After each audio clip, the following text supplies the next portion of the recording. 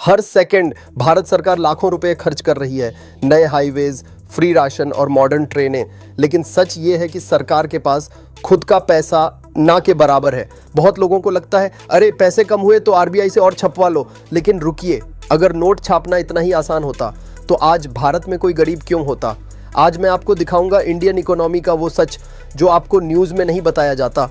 काफ़ी लोगों को लगता है कि गवर्नमेंट तो गवर्नमेंट है, जब पैसे कम हुए तो मशीन ऑन करो और नोट छाप लो, गरीबी खत्म। राइट? रॉन्ग। अगर गवर्नमेंट ने गलती से भी ज़रूरत से ज़्यादा नोट छाप दिए तो आपकी जेब में रखे 500 रुपीज़ की वैल्यू शायद एक टिश्यू पेपर से भी कम हो जाएगी। वेनेजुएला और जिम्बाब्वे का हाल हम देख चुके हैं। तो सवाल ये है, अगर नोट छापना सॉल्यूशन नहीं है तो गवर्नमेंट के पास हर साल 45 लाख करोड़ रुपीस आते कहां से हैं? क्या ये सिर्फ आपका टैक्स है या हम इतने उधार में फंसे हैं जो हमें पता भी नहीं? आज के वीडियो में I will analyse the balance sheet of India और यकीन मानिए इसका जवाब आपको चौंका देगा। चलिए सबसे पहले उस चीज़ की बात करते हैं जो आपको सबसे ज़्यादा चुभती है, टैक्स। इंडिया में ऑफिशियली इनकम टैक्स पे करने वाले लोग सिर्फ 2 to 3% हैं। तो क्या देश सिर्फ इन्हीं मुट्ठी भर लोगों के पैसों पर चल रहा है? Absolutely not. Latest union budget के हिसाब से अगर गवर्नमेंट की कुल कमाई 100% है तो उसमें से इनकम टैक्स जो हम और आप सीधे देते हैं वो सिर्फ 19% है। कॉर्पोरेट्स यानी विशाल कंपनियां जो टैक्स देती हैं वो लगभग 17% है। तो बाकी पैसा यहाँ एंट्री होती है साइलेंट किलर जीएसटी की।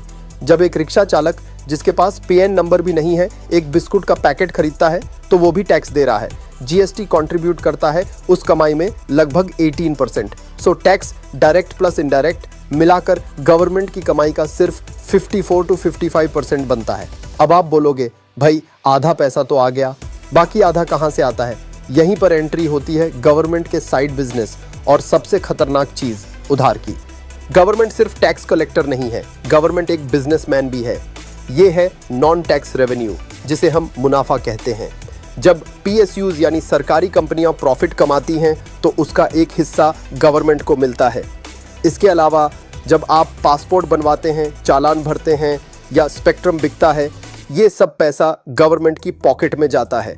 लेकिन दोस्तों ये अमाउंट बहुत छोटा है, मुश्किल से 6 to 7%। अब मैथ लगाओ, टैक्स से आए अप्रॉक्स 55%, बिजनेस से आए 7%, टोटल हुआ 62%, लेकिन खर्चा तो पूरा 100% करना है, तो बाकी के 38% कहां से आएंगे?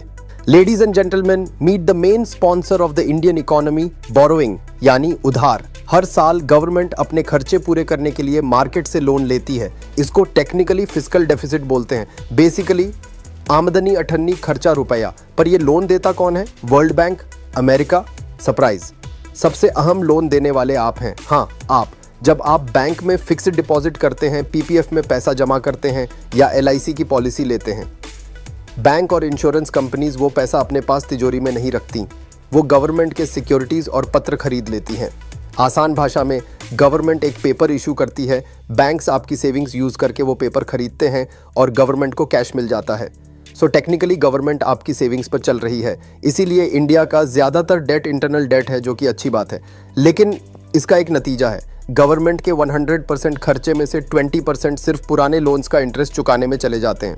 अब आते हैं उस सवाल पर कि अगर 38% पैसा कम हो रहा है तो लोन क्यों लेना? आरबीआई तो हमारी अपनी है, मशीन चलाओ, नोट छापो। इसको इकोनॉमिक्स में डेफिसिट फाइनेंसिंग कहते हैं। लेकिन हम ऐसा क्यों नहीं करते, समझिए इस एग्जाम्पल से। मान लीजिए देश में सिर्फ 10 समोसे हैं और लोगों के पास टोटल 100 रुपीज़ हैं। एक समोसे की कीमत हुई 10 रुपीज़। अब गवर्नमेंट ने 100 रुपीज़ और छाप दिए और लोगों में बांट दिए। अब लोगों के पास 200 रुपीज़ हैं, पर समोसे अभी भी 10 ही हैं। दुकानदार क्या करेगा? वो समोसे का रेट चेंज करके 20 रुपीज़ कर देगा। पैसा तो आया, पर चीज़ें यानी गुड्स एंड सर्विसेज ज़्यादा नहीं हुए।